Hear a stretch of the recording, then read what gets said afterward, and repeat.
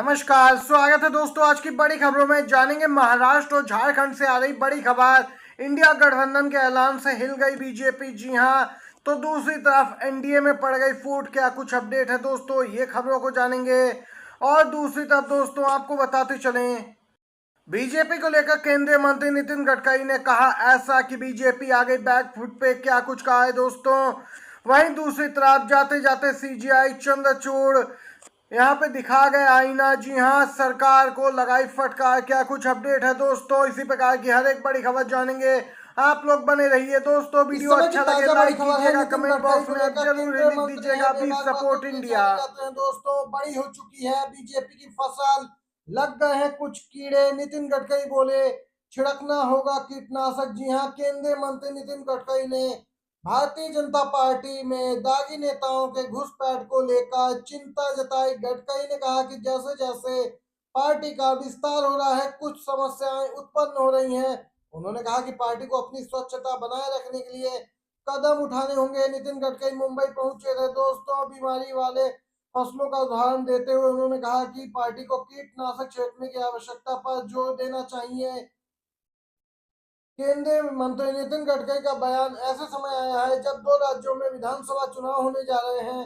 उन्होंने कहा कि बीजेपी की बढ़ती सदस्यता के साथ साथ राजनीतिक नेताओं के पार्टी में शामिल होने की प्रक्रिया पर नजर रखनी चाहिए। साथ ही नए सदस्यों को पार्टी की विचारधारा और संस्कृति से अवगत कराना जरूरी है। नितिन गडकरी का बयान दोस्तों ऐसे समय आया है जब लगातार विपक्ष यहाँ पर बीजेपी को घेरने में लगा है, और नितिन गडकरी का बयान एक तरीके से बीजेपी के लिए गले की फांस बन गया है। इसके साथ ही दोस्तों महाविकास आघाड़ी 180 से ज्यादा सीटें जीत सकती है। एनसीपी के नेता शरद पवार का बड़ा दावा। जी हां, महाविकास आघाड़ी 180 प्लस सीटें जीतेगी, शरद पवार ने बड़ा दावा किया है। आपको बताते चले महाविकास आघाड़ी काफी मजबूत है। शरद पवार बोले अगर गठबंधन में कोई एक पार्टी सबसे बड़ी पार्टी बनकर उभरती है तो वह मुख्यमंत्री पद का दावा कर सकती है। महाराष्ट्र चुनाव को लेकर इंडिया गठबंधन ने अपनी रणनीति बना दी दोस्तों। इंडिया गठबंधन जो कि महाविकास आघाड़ी है, उसने अभी तक सीएम फेस का ऐलान नहीं किया महाराष्ट्र में, एक सोची समझी रणनीति के तहत। वहीं पवार ने दोस्तों एक प्रश्न के उत्तर में बताया कि जो भी दल सबसे बड़ी पार्टी बनकर उभरेगा वह मुख्यमंत्री पद का दावा कर सकता है। दोस्तों यह रणनीति अपनाई गई है इंडिया गठबंधन की ओर से महाराष्ट्र चुनाव में। डी वाई चंद्रचूड़ रिटायर हो चुके हैं मुख्य न्यायाधीश के पद से, और बुलडोजर से डराकर नहीं दबा सकते हैं लोगों की आवाज। सीजीआई चंद्रचूड़ जाते जाते भी दिखा गया आईना। रिटायरमेंट से ठीक पहले लिखे गए पिछले कुछ फैसलों में से एक में सीजीआई चंद्रचूड़ ने बुलडोजर कार्रवाई पर बड़ा बयान दिया। दोस्तों आपको बताते चले एक मामले में कहा कि बुलडोजर न्याय कानून के शासन में बिल्कुल भी स्वीकार्य नहीं है। अगर इसकी इजाजत दी गई तो अनुच्छेद 301 के तहत संपत्ति के अधिकार की संवैधानिक मान्यता समाप्त हो जाएगी। सुप्रीम कोर्ट ने यह फैसला 6 नवंबर को ही सुना दिया था, लेकिन पूरा फैसला दोस्तों बीते दिन अपलोड किया गया। साल 2019 में यूपी में एक पत्रकार के घर को गिराए जाने के मामले में कोर्ट ने अपना फैसला सुनाया है। इस जजमेंट में CGI Chandrachud justice JP Pardiwala की बेंच ने यहाँ पे दोस्तों राज्य सरकार को लताड़ लगाई, और यहाँ पर देख सकते हैं जाते जाते भी योगी सरकार को आईना दिखा गए सीजीआई चंद्रचूड़। दोस्तों आपको बताते चले प्रधानमंत्री मोदी पहुंचे थे महाराष्ट्र के अकोला में एक रैली को संबोधित करने, लेकिन रैली को संबोधित कर रहे थे, लेकिन दोस्तों जनता ने ही रैली से दूरी बना ली। समाजवादी पार्टी के नेता आईपी सिंह ने इस पूरे मामले को लेकर ट्वीट किया और लिखा कि कुर्सियां खाली पड़ी हैं और पीएम टेलीप्रॉम्प्टर पर लिखित समाचार पढ़ रहे हैं। ईवीएम है तो भाजपा है, अन्यथा जनता ने कोसों की दूरियां बना ली है भाजपा से।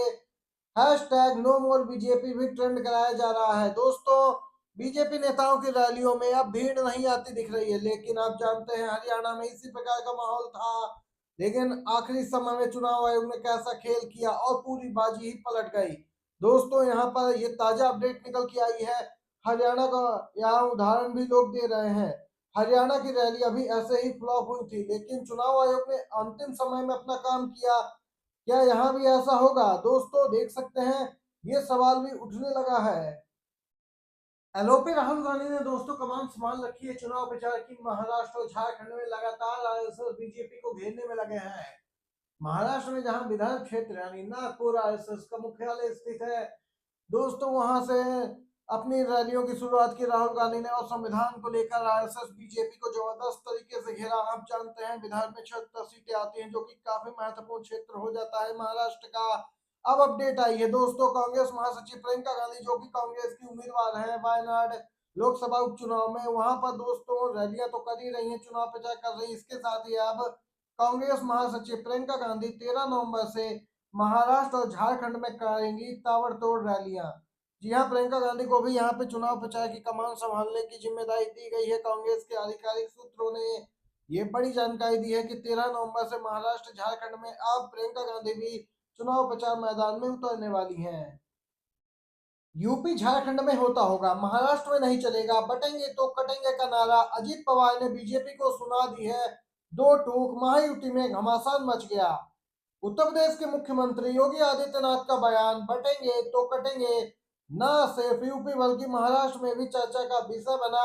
कुछ नेता तो इसका समर्थन कर रहे हैं, वह नेता बीजेपी के ही हैं, लेकिन कुछ इसके खिलाफ हैं। एनडीए के सहयोगी दलों के नेता भी इसके खिलाफ दिख रहे हैं।